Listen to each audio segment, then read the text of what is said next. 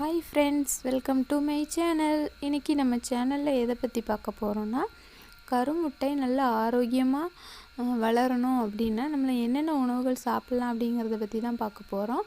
நம்ம கர்ப்பம் தரிக்கணும் அப்படின்ட்டு நம்ம நினச்சாலே நம்மளுக்கு ரொம்ப முக்கியம் நம்ம கருமுட்டை ஆரோக்கியம்தான் ரொம்ப முக்கியம். நம்ம கணவரோட விந்தணு ஆரோக்கியமாக இருந்தாலுமே நம்ம கருமுட்டை நல்லா ஸ்ட்ராங்காக இருந்தால் தான் அந்த கரு தங்கும்.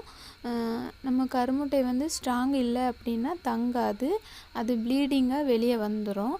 நம்ம ஏன்னா விந்தணு போய் சேர்ந்தாலும் அது ஸ்ட்ராங்காக இருந்தால் தான் கருவாக மாறும், இல்லைன்னா அது கருவாக மாறாது, மாதவிடாயாக வெளியே வந்துடும்.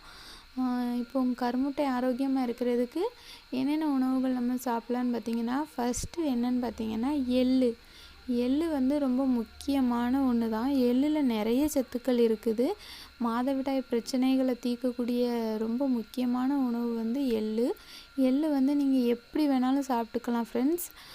எப்படி கருப்பட்டி எள் ரெண்டையும் சேர்த்து இடித்து சாப்பிட்லாம். உரலில் போட்டு நீங்கள் இடித்து சாப்பிட்லாம். இல்லை எள்ளை நல்லா வறுத்து மிளகா இந்த வத்தல் போடுங்க, காஞ்ச மிளகா போட்டு அது நல்லா திரித்து சாப்பாட்டோடு நீங்கள் கொஞ்சம் கொஞ்சமாக தொட்டு அப்படியும் நீங்கள் சாப்பிட்டுக்கலாம்.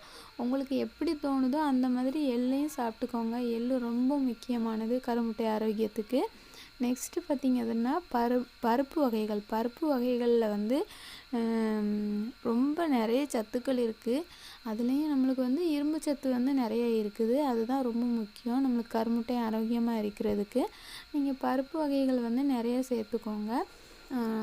நெக்ஸ்ட்டு பார்த்திங்கன்னா நட்ஸும் சேர்த்துக்கோங்க. வேர்க்கடலை, பாதாம் பருப்பு, இது எல்லாமே நீங்கள் அதிகமாக சாப்பிட்ணும்.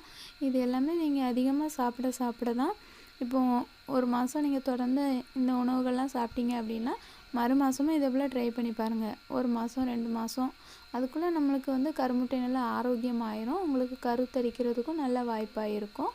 ஓகே ஃப்ரெண்ட்ஸ், நம்ம சேனல் பிடிச்சிருந்துச்சின்னா மறக்காமல் சப்ஸ்கிரைப் பண்ணுங்கள், லைக் பண்ணுங்கள், ஷேர் பண்ணுங்கள்.